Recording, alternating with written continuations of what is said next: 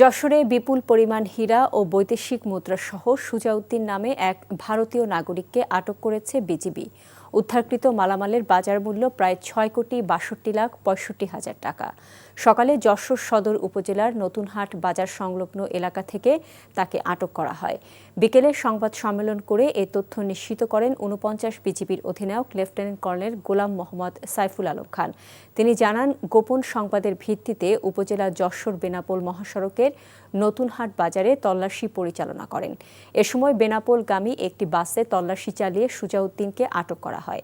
তল্লাশিকালে তার কাছ থেকে ১৫৫.৭৬ গ্রাম ওজনের হীরা ও বেশ কিছু বৈদেশিক মুদ্রা উদ্ধার করা হয়।